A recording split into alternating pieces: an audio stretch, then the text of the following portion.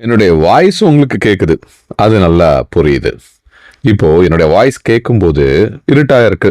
இருட்டா இருக்கும்போது என்னதான் வரப்போகுதோ என்கின்ற ஒரு கேள்வி இருக்கலாம். எடிட்டிங்ல ஏதோ பிரச்சனை நடந்திருக்கு, வீடியோ சரியில்லைன்னு நீங்க நினைக்கலாம்.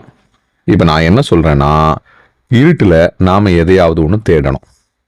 இப்ப இருட்டுல ஒரு கருப்பு பூனையை நம்ம தேடுவோம் அப்படின்னு நினைச்சுக்கோ.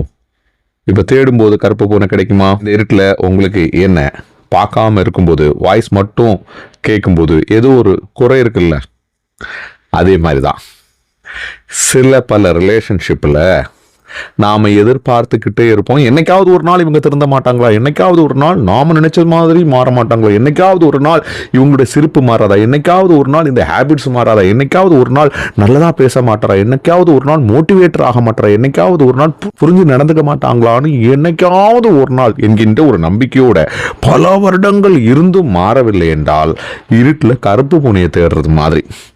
இப்போ இப்படி கருப்பு பூனையை தேடி இப்ப எதிர்பார்க்காத விஷயங்கள் நடக்கும்னு நாம எதிர்பார்த்து இருந்து டிப்ரெஷன்ல போய் டென்ஷன்ல போய் யோசிச்சு சிந்திச்சு துக்கப்பட்டு சங்கடப்பட்டு வாழ்க்கையை துளைச்சிக்கிட்டு நிக்கிறது பெஸ்டா, லைட்டை போட்டு நல்ல பிரைட்டா அடுத்த கட்டத்தை நோக்கி அடுத்த நகர்வை நோக்கி எதிர்பார்ப்பை தட்டி விட்டு நம்ம வாழ்க்கையை சிறப்பு வாழ்றதுக்கு ஆரம்பிக்கிறது பிரம்மாண்டமாக, அழகாக, சிறப்பாக, சந்தோஷமான வாழ்க்கைக்கு ஆரம்பமாகும்.